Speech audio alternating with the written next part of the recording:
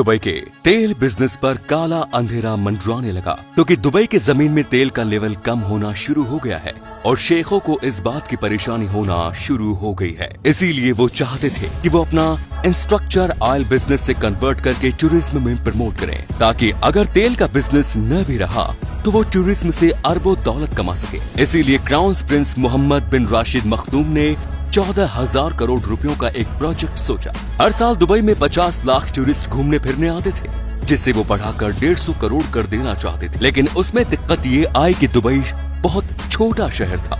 इसीलिए crown Prince ने ये ठान लिया कि वो अब समंदर के बीच में एक शहर बनवाएंगे और वो चाहते थे कि ये काम सिर्फ 6 साल में कंप्लीट हो जाए। उन्होंने इस आइलैंड को बाउंड्री की तरह बनाने के लिए सोचा, लेकिन प्रॉब्लम ये आई थी कि आज दुनिया में किसी ने भी कभी कोई ऐसी चीज नहीं बनाई। इस शहर को बनाने के लिए इंजीनियर को कुदरत की ताकत से टकराना पड़ा। ये विशालकाय शहर समुद्र में सीमेंट और स्टील की मदद से बड़ी आसानी से बनाया जा सकता था, लेकिन दुबई के शेख ने कुछ और ही सोचा था। वो चाहते थे कि इस शहर को पूरी तरह से कुदरती सामग्री से बनाया जाए ताकि ये आसपास के माहौल में घुल मिल सके। इस प्रोजेक्ट में इतनी रेत और इतनी चट्टान लगने वाली थी जितने में तो दुनिया के चारों तरफ 2.5 मीटर दीवार बन सकती है। और इस प्रोजेक्ट को अंजाम देने के लिए दुबई ने दुनिया भर की खास इंजीनियर्स को हायर किया। इंजीनियर्स को ये फिक्र थी कि सर्दियों में उत्तरी तूफान से आने वाली हवाएं और 2 मीटर ऊंची लहरें इस शहर पर वार जरूर करेंगी। सभी जांच पड़ताल के बाद इंजीनियर्स ने हिसाब लगाया कि उन खतरनाक लहरों से बचने के लिए उन लहरों से करीब 3 मीटर ऊंची और 11 मीटर लंबी दीवार बनानी चाहिए।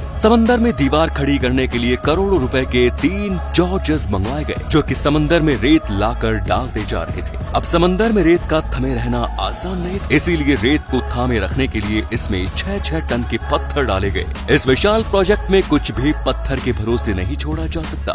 जरा सी हलचल में ही पत्थर सरक जाएंगे और पूरा का पूरा शहर समंदर अपने अंदर निकल जाएगा। इसीलिए गोताखोर बार बार समंदर में डुबकी लगाकर नीचे पत्थरों की पोजीशन को चेक करने जाते रहते थे। अब बाकी का काम करने के लिए दुबई को 9 करोड़ 40 लाख घन मीटर रेत के सरोवर की तलाश करनी होगी। आपको नहीं पता तो मैं आपको बता दूं कि इतनी रेत में पूरे लंदन को 1 मीटर नीचे दफनाया जा सकता है। अब आप ये सोच रहे होंगे कि दुबई में तो रेत की कमी है ही नहीं। दरअसल मैं आपको बता दूं कि जो दुबई में रेत है वो बहुत ही बारीक कणों से बनी होती है, जो कि समंदर में बड़ी आसानी से बह जाए। इसीलिए इंजीनियर मोटे कणों वाली रेत को ढूंढने में लग गए। इंजीनियर्स को पूरे 6 समुद्री मील दूर सागर तल में मिली रेत को पाइप के जरिए 10 मीटर प्रति सेकंड के हिसाब से समंदर में छिड़काना शुरू कर दिया। अब काम तो ठीक तरह से चल रहा था, लेकिन इंजीनियर्स को शक था कि क्या उनका ये आइलैंड ठीक डिजाइन से बन रहा है। लेकिन दुबई के पास इस शक को दूर करने का उपाय 606 किलोमीटर ऊपर अंतरिक्ष में था। दुबई ने अपने भेजे जीपीएस सैटेलाइट के जरिए ऊपर से ही प्रोजेक्ट को मापना शुरू कर दिया कि प्रोजेक्ट का डिजाइन ठीक तरह से बन रहा है या नहीं। और इस तरह दुबई प्रिंस भी अपने इस ड्रीम प्रोजेक्ट पर घर बैठे ही नजर रख सकते थे।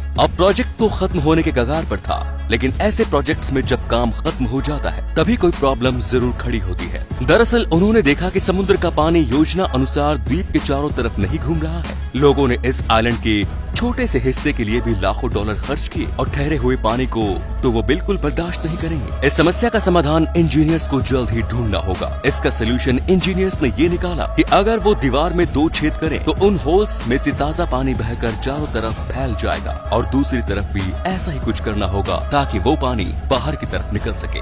अब जैसे जैसे प्रोजेक्ट को खत्म करने की डेडलाइन पास आती चली जा रही है, वैसे वैसे ही इंजीनियर्स अपने काम को अंजाम देने के लिए लगे हुए हैं। अब 12 घंटे काम करने वाले एशिया के 40,000 वर्कर्स को काम में लगाया गया। इन लोगों को 48 डिग्री की झुलसती गर्मी में काम करना था। इस प्रोजेक्ट में 51 अलग अलग कॉन्ट्रैक्टर्स होटल, बिल्डिंग्स, सड़कें वगैरह बनाने में जुटे हुए हैं। आपको ये बात जानकर हैरानी होगी कि बिक्री शुरू होते ही पहले 3 दिनों में सारे के सारे मकान बिक गए। इनमें से सबसे महंगा मकान 12 लाख डॉलर्स का था। वक्त तेजी से निकल रहा था, लेकिन क्राउन प्रिंस ने सबको 2006 में आलीशान दुनिया देने का वादा किया। इस 1.6 किलोमीटर इलाके में कम से कम 8,000 विला, 220 शॉपिंग मॉल्स और रेस्टोरेंट्स होंगे और भी खूबसूरत बिल्डिंग्स के लिए अलग से जगह बनाई जाएंगी। और ऐसे ही इंजीनियर्स ने दिए वक्त में ही उन्हें आलीशान शहर बनाकर दे दिया। अगर आज ये शहर न होता तो हो सकता था कि दुबई के पास आज इतना पैसा न होता। धन्यवाद।